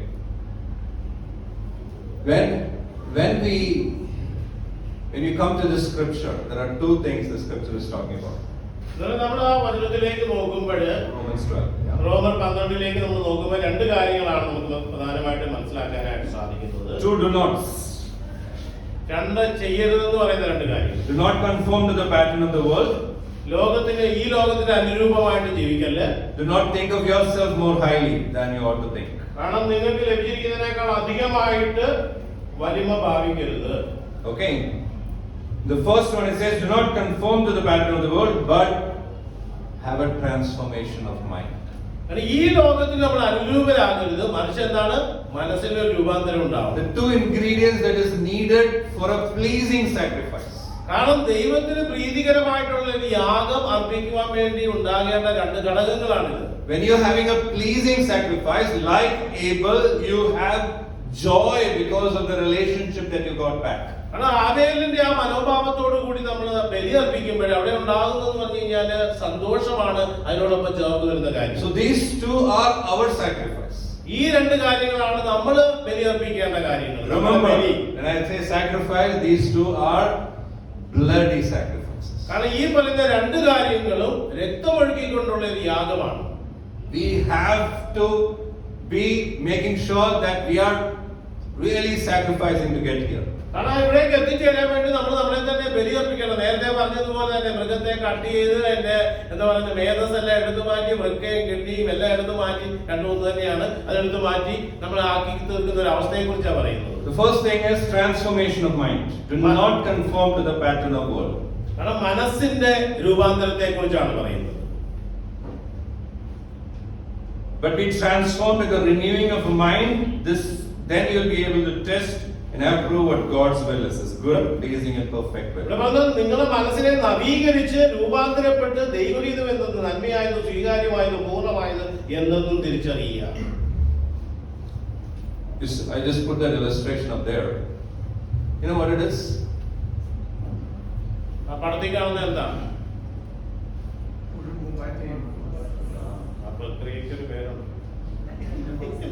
Metamorphosis, right? That's exact word, Greek word for the word transformation. കാരണം രൂപാന്തരത്തിന് ഉപയോഗിക്കുന്ന ഗ്രീക്ക് വാക്കും ഈ മെറ്റമോർഫോസിസ് എന്ന് കടന്നിരിക്കുന്ന ഒരു വാക്കാണ്. That is a word that is used when Jesus was transfigured in the New Testament. പുതിയ നിയമത്തിൽ നമുക്കറിയാം യേശു രൂപാന്തരപ്പെട്ടു മലയിൽ വെച്ചിട്ട് അല്ലെ, അവിടെ ഉപയോഗിച്ചിരിക്കുന്ന വാക്ക് ഇത് തന്നെയാണ്. When he was transfigured, what was inside him, which was not visible, came out, right? കാരണം ഉള്ളിലുള്ളത് എന്താണോ അത് പുറത്തേക്ക് പ്രകടമാവുകയാണ് ചെയ്യുന്നത്, എല്ലാവർക്കും ദൃശ്യമായി. That is not who he was. That is all he is. And for a few minutes, he showed to some of his disciples who he was. കാരണം യേശു ആരാണെന്നുള്ളത് രണ്ടു മൂന്ന് ശിഷ്യന്മാർക്കെങ്കിലും കാണാനായിട്ട് പറ്റിയല്ലേ, ആ തേജസ് അവർ കണ്ടു. This illustration tells us that why did when that worm came out of the eggs, you're supposed to stay as a worm, right? Was it supposed to stay as a worm? What is supposed to do? It is supposed to go through a transformation. The original idea, the original plan for that worm is what? To fly. നമുക്കറിയാം ഒരു ചിത്രശലഭം അത് മനോഹരമായിട്ടുള്ള പറക്കുന്ന ഒരു ചിത്രശലഭം ആകുന്നതിന് മുമ്പ് നമ്മൾ നോക്കിക്കഴിഞ്ഞാൽ ഒരു പുഴു പോലെ ഇരിക്കുന്ന പോലെ അല്ലെ, ഇലയൊക്കെ തിന്ന് അവിടെ ഇരിക്കുന്ന അവസ്ഥയിൽ അല്ലെ, അതിന്റെ ഉള്ളിലെ കൊക്കൂണിന്റെ അവസ്ഥയിൽ ഇരിക്കുന്നിടത്ത് തോന്നുന്നത്. അപ്പൊ ആ ഒരു അവസ്ഥയിൽ ഇരിക്കുമ്പോഴും എന്താണ് മുമ്പിലോട്ട് കാണുന്നത്, എന്താണ് ഒരു മനോഹരമായ ചിത്രശലഭമായിട്ട് പറക്കാൻ വേണ്ടിയാണ് അതിനെ അവസ്ഥയിൽ സൃഷ്ടിച്ചിരിക്കുന്നത്. The original goal is it has to be a butterfly. It has to fly. It has to have that freedom. The goal of them coming out of that egg is not to be the worm, stay as a worm. കാരണം ഇവിടെ ഈ ചിത്രശലഭമായി തീരുക എന്നുള്ളതാണ് ആ പുഴുവായിരിക്കുന്ന അവസ്ഥയിലും അതിന് മുമ്പിലായിട്ടുള്ള എന്തിനു വേണ്ടിയാണ് അതിനെ വിഭാവനം ചെയ്തിരിക്കുന്നത് അത് കാണുന്നത്. നല്ലൊരു പുഴുവായിട്ട് ഇങ്ങനെ എഴഞ്ഞു നടക്കാൻ വേണ്ടിയല്ല, കൊക്കൂണിൽ നിന്ന് പുറത്തേക്ക് വരാൻ വേണ്ടി. What is our plan of God, the purpose? There's a transformation. And the transformation is not just an external, but a transformation of mind, a renewing of mind. കാരണം ദൈവം നമ്മളിൽ നിന്ന് പ്രതീക്ഷിക്കുന്നത് എന്താണ്? ഒരു രൂപാന്തരമാണ്, ബാഹ്യമായിട്ടുള്ള രൂപാന്തരമല്ല, ആന്തരികമായിട്ട്, അതായത് മനസ്സിനെ നവീകരിച്ച് രൂപാന്തരപ്പെടുത്തി വ്യത്യസ്തമായ ഒരു കാഴ്ചപ്പാടിലേക്ക് നമ്മളെ കൊണ്ടുവരികയാണ്. When we are conformed to the pattern of the world, we are staying a worm. ഈ ലോകത്തിന്റെ അനുരൂപമായിട്ട് ജീവിക്കാന്ന് പറഞ്ഞു കഴിഞ്ഞാൽ ഒരു പുഴു പോലെ ആയിരിക്കുന്ന അവസ്ഥയാണ്, അവിടെ മാറ്റമൊന്നും ഉണ്ടായിട്ടില്ല. You are still being the untransformed person. കാരണം ഇപ്പോഴും എന്താണ് രൂപാന്തരം സംഭവിക്കാത്ത പുഴുവിന്റെ അവസ്ഥയിൽ ജീവിക്കുന്ന ക്രിസ്ത്യാനികളായിട്ട് നിലനിൽക്കുക എന്നാണ് എന്റെ അർത്ഥം. അത് ക്രിസ്ത്യാനികൾ അല്ല, you're still staying like that. But you're not made to be that way. Every one of us are made to be transformed. നമ്മളെ എല്ലാവരും സൃഷ്ടിച്ചിരിക്കുന്നത്, നമ്മളെ എല്ലാവരും പ്രതീക്ഷിക്കുന്ന ഒരു കാര്യം എന്ന് പറഞ്ഞാൽ രൂപാന്തരം സംഭവിച്ച് ചിത്രശലഭത്തെ പോലെ പറന്നു നടക്കാനല്ല, പുഴുവായിട്ട് അവിടെ ഇരുന്നോണ്ടിങ്ങനെ ഉടച്ചോണ്ടിരിക്കാനല്ല. This renewing of the mind is a work of the Spirit, Holy Spirit. കാരണം ഈ മനസ്സിന്റെ രൂപാന്തരം എന്ന് പറയുന്നത് നമ്മുടെ പ്രവൃത്തിയല്ല, ദൈവത്തിന്റെ ആത്മാവിന്റെ പ്രവൃത്തിയാണ്. That kind of transformation can occur only by the help of the Holy Spirit as we constantly fill ourselves or stagnate ourselves with God's scriptures. കാരണം ദൈവത്തിന്റെ വചനത്താൽ ആ വചനത്തിന്റെ ആഴങ്ങളിലൂടെ ഇറങ്ങി ചെല്ലുമ്പോൾ ദൈവത്തിന്റെ ആത്മാവ് നിരന്തരമായിട്ട് നമ്മളിൽ പ്രവർത്തിച്ച് നമുക്ക് തരുന്ന ഒരു രൂപാന്തര പ്രക്രിയയാണ്, അല്ലെ? ഇംഗ്ലീഷിൽ പറഞ്ഞ ബി ട്രാൻസ്ഫോംഡ് എന്നാണ്, അല്ല ട്രാൻസ്ഫോം എന്നല്ല അവിടെ പറഞ്ഞു. Be transformed. You know, the scriptures has to saturate inside us, and the scriptures has to run our life, and that's when you see a transformation in us. It's not an external, it's a thinking. It's a thinking. For our thinking to change, the Spirit alone has to work. കാരണം ഇതെന്ന് പറയുന്നത് നമ്മുടെ ആന്തരികമായിട്ട് നടക്കുന്ന ഒരു പ്രക്രിയയാണ്, അല്ലെ? ദൈവത്തിന്റെ വചനം നമ്മുടെ ഹൃദയത്തിൽ ഇങ്ങനെ കാത്തു സൂക്ഷിക്കണം, നമ്മൾ അത് അവിടെ നിൽക്കണം, അത് പ്രവർത്തിക്കണം. ദൈവത്തിന്റെ ആത്മാവ് പ്രവർത്തിക്കും. ദൈവത്തിന്റെ ആത്മാവാണ് നമ്മുടെ ഹൃദയത്തിന്റെ ആ മനസ്സിന്റെ മനോഭാവത്തെ മാറ്റുന്നത്, വ്യത്യസ്തമായിട്ട് ചിന്തിക്കാൻ നമ്മളെ തയ്യാറാക്കുന്നത്. ആ ദൈവത്തിന്റെ വചനത്തിന്റെ ഒരു പ്രവൃത്തിയാണ് അവിടെ സംഭവിക്കുന്നത്. The second ingredient that is needed for us, our bodies to be living sacrifice, is sober judgment about ourselves. കാരണം നമ്മളെ കുറിച്ച് തന്നെ വ്യക്തമായിട്ടുള്ള ഒരു അപഗ്രഥനം ഉണ്ടാവണം. നമ്മൾ ആരാണെന്ന് വ്യക്തമായിട്ട് നമ്മൾ അവബോധ മനസ്സിലല്ല, സുബോധ മനസ്സിൽ തന്നെ തിരിച്ചറിയണം. ഇത് correct ആണോ Malayalam? Sober judgment or clear mindedness, clarity in our thinking. നമ്മുടെ ചിന്താഗതിയിൽ ഒരു വ്യക്തത ഉണ്ടാവണം. സോബർ എന്ന് പറഞ്ഞു കഴിഞ്ഞാൽ നമ്മൾ ശരിക്കും ആരാണെന്ന് മനസ്സിലാക്കിയിട്ട് അത് പ്രകാരം വിധിക്കുന്നതാണ്, അല്ലാതെ വെറുതെ ഞാനെന്തോ വലിയ സംഭവമാണെന്നുള്ള മിഥ്യാധാരണ നടക്കുന്നതാണ് സോബറിന്റെ ഓപ്പോസിറ്റ് ആയിട്ടുള്ള വാക്ക്. Soberly means sound judgment, correct judgment. It's not like you're putting yourself down. Okay, I'm useless. I've seen some people. That's not humility. That's not humility. That's one of the coping styles. But real humility is really knowing who you are. കാരണം നമ്മൾ ശരിക്കും ആരാണെന്ന് തിരിച്ചറിയുന്ന ഒരു കാര്യത്തെ കുറിച്ചാണ് ഈ sober judgement എന്ന് പറയുന്നത്. സുബോധത്തോട് വ്യക്തമായിട്ടുള്ള ഒരു ധാരണ ഉണ്ടായിരിക്കുക. ചില ആൾക്കാർ കഴിഞ്ഞു ഞാൻ പാവത്തിനും കൊള്ളാത്തവരാണ്, എനിക്കൊന്നിനും കഴിവില്ലേ, അതെന്ന് പറഞ്ഞു കഴിഞ്ഞാൽ അവരുടെ അവസ്ഥയിൽ രക്ഷപ്പെടാൻ വേണ്ടിയിട്ടുള്ള ഒരു തന്ത്രം മാത്രം, ഒരു ട്രിക്കാണ്. അത് യഥാർത്ഥമായിട്ട് മനസ്സിലാക്കി അതിൽ നിന്ന് മാറാനുള്ള ഒരു മനോഭാവം അല്ല അത്.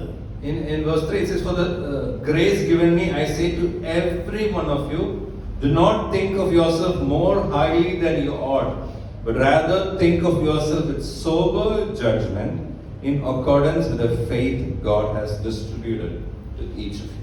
ഇവിടെ മൂന്നാമത്തെ വാക്യത്തിൽ പറഞ്ഞ എനിക്ക് ലഭിച്ചിരിക്കുന്ന കൃപയാൽ ഞാൻ നിങ്ങൾ ഓരോരുത്തരോടും അനുശാസിക്കുന്നു, ഉള്ളതിലധികം വലിമ സ്വയം ഭാവിക്കരുത്. കൃത്യത ദൈവം തനിക്ക് നൽകിയിരിക്കുന്ന വിശ്വാസത്തിന്റെ തോതനുസരിച്ച് പക്വതയോടെ സ്വയം വിലയിരുത്തുക. We should know who we are. നമ്മൾ ശരിക്കും ആരാണെന്ന് അറിയണം. നമ്മളെ ഒന്ന് അസസ് ചെയ്യണം, അല്ലേ? വിലയിരുത്താനാണ് അവിടെ പറയുന്നത് ആരാണെന്ന്. You know, in our family group we have been doing this study on Proverbs. സദൃശ്യവാക്യങ്ങളിൽ നിന്നുള്ള ഒരു സ്റ്റഡിയാണ് ജോണിന്റെ ഫാമിലി ഗ്രൂപ്പിൽ എല്ലാ ആഴ്ചയിലും. So I was talking to our family group last Friday and we were reading Proverbs 10, and each of the proverb is talking about this one is righteous, this one is wicked. കാരണം സദൃശ്യവാക്യങ്ങളിലേക്ക് നമ്മൾ നോക്കിക്കഴിയുമ്പോഴത്തേക്ക് ഓരോ വാക്യം വായിക്കുമ്പോഴും അവിടെ കാണാൻ സാധിക്കുന്നത് നീതിമാൻ ഇങ്ങനെയാണ്, ദുഷ്ടൻ ഇങ്ങനെയാണ്. നീതി, ദുഷ്ടത ഇതിന് തമ്മിലുള്ള ഒരു കോൺട്രാസ്റ്റ് ആണ് അവിടെ കാണുന്നത്. So അതിനിടയ്ക്കൊന്നുമില്ല.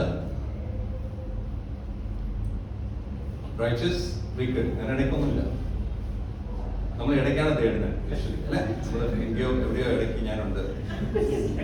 ദുഷ്ടനെന്ന് പറയാൻ നമ്മൾ തയ്യാറാണ്, റൈച്ചസ് എന്ന് പറയാനും തയ്യാറാണ്. അതിനിടയ്ക്കാണ് ഞാൻ ഇരിക്കാൻ ആവശ്യപ്പെട്ടത്. Now, when you read these verses, every 32 verses in chapter 10, every verse is actually talking about us. സദൃശ്യവാക്യങ്ങൾ 10-ാം അധ്യായത്തിൽ 32 വാക്യങ്ങളാണുള്ളത്. 32 വാക്യങ്ങൾ വായിക്കുമ്പോഴും നീതിമാൻ ഇതാണ്, ദുഷ്ടൻ ഇതാണ്, അതിന് ഇടയ്ക്കൊന്നും ഇല്ല കേട്ടോ. When I was reading it carefully, each of these 32 verses, I realized that every verse is I could confirm myself with the wicked. കാരണം അതിനകത്ത് 32 വാക്യങ്ങളാണുള്ളത് ഈ 10-ാം അധ്യായത്തിൽ. ആ 10-ാം അധ്യായത്തിൽ 32 വാക്യം വായിക്കുമ്പോൾ ജോൺ പറയുന്നത് ഓരോ വാക്യം വായിക്കുമ്പോഴും മനസ്സിലാക്കുന്നത് ഇത് ഞാൻ തന്നെയാണ് എന്ന് പറയാ. നീതിമാന്റെ സ്ഥാനത്തല്ല, ദുഷ്ടന്റെ സ്ഥാനത്താണ്. Now, the truth when I read the scriptures is, I am wicked, but Jesus has made me righteous. So, God wants me to grow and behave like the righteous. അതായത് വായിക്കുമ്പോൾ അതിന്റെ തിരിച്ചറിവുണ്ടാകുന്നത് എന്താന്ന് ചോദിച്ചു കഴിഞ്ഞാല് ഞാനൊരു ദുഷ്ടനാണ്, പക്ഷെങ്കിൽ യേശു എന്നെ നീതിമാനാണ്. അപ്പൊ ദൈവത്തിന് എന്നിൽ നിന്നുള്ള പ്രതീക്ഷ എന്താന്ന് ചോദിച്ചു കഴിഞ്ഞാല് ദൈവം ആഗ്രഹിക്കുന്ന ആ രീതിയിലേക്ക് നീതിമാന്റെ അവസ്ഥയിലേക്ക് ഞാൻ വളരുക എന്നുള്ളതാണ്. ദൈവം കാണുമ്പോൾ എന്നെ നീതിമാനെന്നാ കാണുന്നത്. That doesn't mean I became righteous. അല്ലേ? അതുകൊണ്ട് ഞാൻ റൈച്ചസ് ആയെന്നല്ല. ദൈവം കാണുന്ന ആ നീതിയിലേക്ക് ദൈവം നമ്മളെ വളർത്തുകയാണ്. That's why Proverbs is there. We're all wicked. You know, if you don't know, you should carefully see our daily interactions. We'll be able to identify the wickedness and easily find out the scriptures in the Proverbs about us. കാരണം നമുക്ക് നമ്മളെ തന്നെ നീതിമാനാണെന്ന് വിചാരിക്കുന്നുണ്ടെങ്കിൽ സദൃശ്യവാക്യം എടുത്തൊന്ന് വായിച്ചാൽ മതി. ഓരോ വാക്യം വായിക്കുമ്പോഴും ഓരോ ദിവസത്തെ നമ്മുടെ സ്വഭാവവും, പ്രത്യേകിച്ച് വഴിയിലൂടെ യാത്ര ചെയ്യുമ്പോഴും വണ്ടി ഓടിക്കുമ്പോഴും ആരെങ്കിലൊക്കെ വട്ടം ചാടുമ്പോഴോ കയറുമ്പോഴും ഒക്കെ തനി നമ്മുടെ നീതിമാന്റെ സ്വഭാവമൊക്കെ പുറത്തു വരുന്നതും വാക്കുകളിലും ഉള്ളിന്റെ മനസ്സിലൊക്കെ കാണാൻ സാധിക്കും. You know, brothers and sisters, what I want to tell is, we should know actually that yes, I'm a mess. And when we deny that and act like we're all okay, then what we do, you know, we consider others, we put down others. That's when we actually lose our joy. We will not be able to rejoice in the presence of God because we consider others are useless. Others are, you know. Only when we consider, when we have a sober judgment, we will be able to see others also in a way that God wants us to see. കാരണം നമ്മൾ നമ്മുടെ ജീവിതത്തെ കുറിച്ച് തന്നെ നമ്മളെ കുറിച്ച് തന്നെ ശരിയായിട്ടുള്ള ഒരു അവഗ്രഥനം ഉണ്ടാവും, അല്ലെ? നമ്മൾ പലപ്പോഴും വിചാരിക്കുന്നത് എന്താണ്, നമുക്കറിയാം നമ്മൾ തെറ്റുകാരനൊക്കെയാണ്, പക്ഷെ അത് മാറ്റി വെച്ചിട്ട് നമ്മൾ വ്യത്യസ്തമായ രീതിയിൽ പെരുമാറും. അപ്പൊ നമ്മൾ വിചാരിക്കും മറ്റവരൊക്കെ പോകുകയോ ഞാനതിനേക്കാളൊക്കെ ഭേദമാണ്. പക്ഷെ നമ്മൾ തിരിച്ചറിയുകയാണ് ഞാനൊരു ദുഷ്ടനാണ്, എന്റെ ഈ പ്രവൃത്തികൾ ഈ വാക്യങ്ങളൊക്കെ വെച്ച് നോക്കിയാൽ ഞാൻ ഇതിലൊരു ദുഷ്ടൻ തന്നെയാണ് എന്ന് മനസ്സിലാക്കുമ്പോൾ മറ്റുള്ളവരെ നമുക്ക് അവരോട് നമുക്ക് സഹതപിക്കുവാനും അവരെ നമുക്ക് അക്സെപ്റ്റ് ചെയ്യാനും അവരെ മനസ്സിലാക്കാനും സാധിക്കും. So today as I conclude, I want to tell you that God is calling us into this rejoicing. God wants us to rejoice. But if our hearts are not prepared, transformed, and our thinking is not right, we keep falling and we keep every situation around us is causing, you know, sadness instead of rejoicing. കാരണം ദൈവം നമ്മുടെ ജീവിതത്തിൽ നേരത്തെ നമ്മൾ തുടക്കത്തിൽ പറഞ്ഞതുപോലെ പല സാഹചര്യങ്ങളും പല അവസ്ഥകളും സ്ഥിതിവിശേഷങ്ങളും ഒക്കെ തന്നെ എന്തിനാന്ന് ചോദിച്ചു കഴിഞ്ഞാൽ നമ്മളെ സന്തോഷത്തിലേക്ക് നയിക്കാനാണ്. ദൈവം അവിടെ പ്രവർത്തിക്കുകയാണ്. ഈ ഒരു ശരിയായ മനോഭാവം, ഒരു അപഗ്രഥനം നമുക്കില്ലെങ്കിൽ നമ്മുടെ ജീവിതത്തിൽ കടന്നു വരുന്ന ഓരോ സാഹചര്യങ്ങളും ഓരോ സംഭവങ്ങളും നമ്മളെ കൂടുതൽ വിഷാദമുള്ളവരാക്കുകയുള്ളൂ. മറിച്ച് നമുക്ക് തിരിച്ചറിയാൻ പറ്റും ദൈവം എന്നെ ഈ സാഹചര്യത്തിൽ ഉപയോഗിക്കുകയാണ്. അവിടെ നമുക്ക് എൻജോയ് ചെയ്യാൻ പറ്റും. ഇവിടെ ഈ മനോഭാവത്തിന്റെ പ്രശ്നമാണ് ഇവിടെ. For every one of our hearts, a revival is needed. നമ്മുടെ എല്ലാവരുടെയും ഹൃദയത്തിൽ ഒരു നവീകരണത്തിന്റെ ആവശ്യമുണ്ട്. Revival is knowing so well that I am a sinner, I need to repent. No matter how many times I repent, I am still a sinner. And God is my King to redeem me. ആ ഒരു നവീകരണം എന്ന് പറഞ്ഞു കഴിഞ്ഞാൽ എന്താണ്? ഞാനൊരു പാപിയാണ്. എത്രമാത്രം ശ്രമിച്ചാലും, എത്ര മാനസാന്തരപ്പെടാൻ ശ്രമിച്ചാലും, ഒറ്റക്കാലിൽ എത്ര ദിവസം ചെയ്താലും, 1000 ദിവസം ഉപവസിച്ചാലും ആ എന്താ പറയുക ഒന്നും കാര്യമായിട്ടൊന്നും മാറ്റമൊന്നും സംഭവിക്കും. പിന്നെയും പല കാര്യങ്ങളിൽ വീഴ്ചയുണ്ടാവും. ഒരിക്കലും എന്താ പറയുക പരിശുദ്ധനായിട്ട് മാറുന്നില്ല. ആ ഒരു കാര്യം മനസ്സിലാക്കിയിട്ട് ദൈവം എന്നെ മാറ്റിക്കൊണ്ടിരിക്കുകയാണ്. ഞാൻ തെറ്റുകാരാണ്, ഞാൻ പാപിയാണ്, പക്ഷെ ദൈവം എന്നെ പ്രവർത്തിക്കുകയാണ്. ആ ഒരു തിരിച്ചറിവ്, അതിനുവേണ്ടി നമ്മളെ ഏൽപ്പിച്ചു കൊടുക്കുന്ന മനോഭാവം, അതാണ് നമ്മുടെ ജീവിതത്തിൽ സന്തോഷത്തിലേക്ക് നയിക്കുന്നത്. Then we would be able to come into rejoicing in anything that is happening around us. അങ്ങനെയാകുമ്പോൾ നമ്മുടെ ജീവിതത്തിൽ നടക്കുന്ന സാഹചര്യങ്ങൾ എന്ത് തന്നെയാണ്, എത്ര മോശമായിട്ടുള്ളതാണെങ്കിലും നമുക്ക് ആനന്ദിക്കാൻ സാധിക്കും. കാരണം ദൈവമാണ് അവിടെ പ്രവർത്തിക്കുന്നത്. Thank you. ദൈവം നമ്മുടെ ഓരോരുത്തരെയും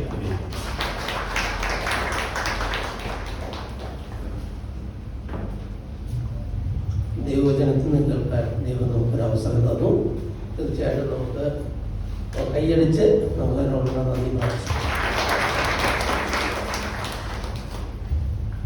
അനുരൂപരായിരിക്കുക ലോകത്തോട് എന്ന് പറയുമ്പോൾ നമ്മളിവിടെ ആയിരിക്കുമ്പോൾ തീർച്ചയായിട്ടും ആത്മീയരായിട്ട് നടക്കാൻ നമുക്ക് സാധിക്കും.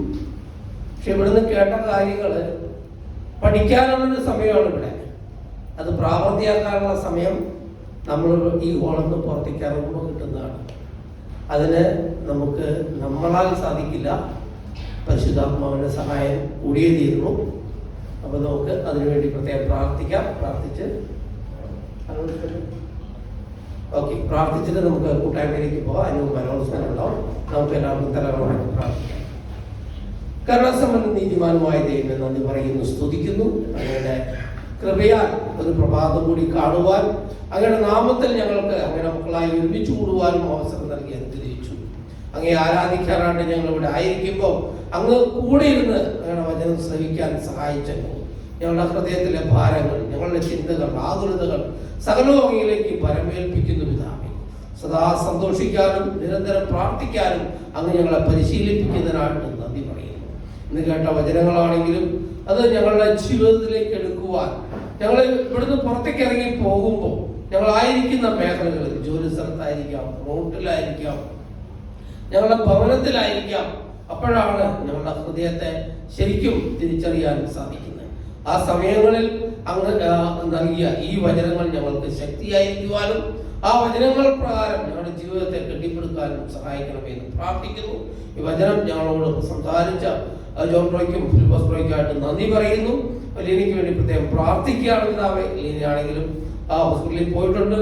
അവിടെ നല്ല ട്രീറ്റ്മെന്റ് ലഭിക്കുവാനും പൂർണ്ണ ആരോഗ്യത്തോടു കൂടിയിട്ട് അവൻ എത്രയും പെട്ടെന്ന് അവിടുന്ന് പുറത്തേക്ക് വരാൻ സഹായിക്കണമെന്ന് പ്രാർത്ഥിക്കുന്നു. അതുപോലെ ക്രിസ്റ്റീബ്രോയുടെ അമ്മയുടെ വേർപാടാണെങ്കിലും ആ കുടുംബത്തിന് ഞങ്ങൾക്കും ഒരു ദുഃഖം തന്നെയാണ്. അങ്ങ് അവരെ ബലപ്പെടുത്തണമെന്ന് പ്രാർത്ഥിക്കുന്നു. ആത്മാവിനെ അങ്ങോട്ട് ചേർക്കുന്ന സ്നേഹത്തിനായിട്ട് നന്ദി. ഈ സമയം ഞങ്ങളുടെ കൂടെ ഇരുന്നതിനും ഞങ്ങൾക്ക് നല്ല സർവീസ് നൽകി അനുഗ്രഹിച്ചതിനും നന്ദി പറയുന്നു. ഇവിടുന്ന് പിരിഞ്ഞു പോകുന്ന സമയത്ത് പിരിയാബന്ധുവായ അങ്ങയുടെ സാന്നിധ്യം കൂടി ഉണ്ടായിരിക്കാൻ പ്രത്യേകം യാചിക്കുന്നു. സകലപുത്ര ക്രിസ്തുവിന്റെ നാമത്തിൽ തന്നെ ആമേൻ. Amen. Few announcements. Next Sunday we'll be meeting here. And ഇവിടെ തന്നെയാണ് നമ്മൾ കൊടുത്തത് അത്താഴ്ചയും. ഇമ്പോർട്ടൻ്റ് ആയിട്ടുള്ള അനൗൺസ്മെന്റ് ആണ്. നമുക്കറിയാം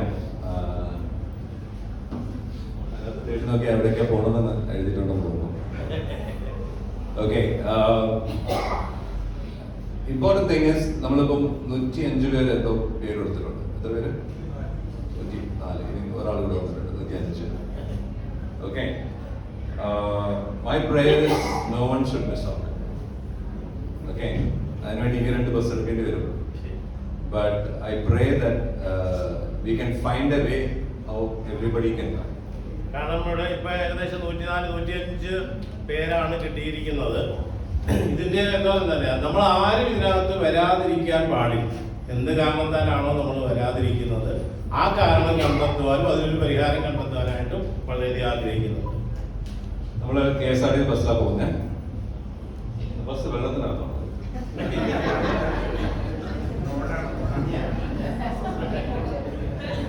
Okay. But it's going to be fun, okay? കഴിഞ്ഞ ആഴ്ച സോജൻ പറഞ്ഞു അത് AC ബസ്സാണ്. Okay? അല്ലേ? Okay, but we're going to have fun. That's why I'm saying I don't want anyone to miss out. We will have service somewhere, wherever we get an opportunity to have service. ആനയും പുലിയും കടുവയും വിഹരിക്കുന്ന കാട്ടുവീതികളിലൂടെയുള്ള ഒരു യാത്രയാണ്. ആനയെ കടുവ കണ്ടില്ലെങ്കിൽ തോമസിനെ ആരെന്ന് പറയും. ഞാനതൊന്നും വായിച്ചില്ല. സോറി. ഇവിടെ പറഞ്ഞിരിക്കുന്ന ആതിരപ്പള്ളി, വാഴച്ചാൽ, ചാർപ്പ വെള്ളച്ചാട്ടങ്ങൾ, ഷോളയാർ, പെരിന്തൽകൂത്ത് ഡാമുകളും കണ്ട് ആനയും പുലിയും കടുവയും വികസിക്കുന്ന കാട്ടുവീതിയും മഞ്ഞ് പെയ്തിറങ്ങുന്ന മലക്കപ്പാറ തേയിലത്തോട്ടങ്ങളുടെ സൗന്ദര്യം തോന്നുന്നത് കുടുംബത്തോടൊപ്പം ഒരു ദിനം അവിസ്മരണീയമാക്കാം. ഇത് കണ്ടിട്ട് ഇനി ആർക്കെങ്കിലും വരാതിരിക്കുമെന്ന് തോന്നുന്നു.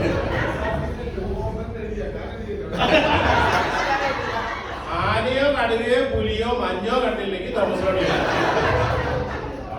എല്ലാം ഉണ്ടാവും, എല്ലാം ഉണ്ടാവും, ഒന്നും മിസ്സാവാൻ പാടില്ല.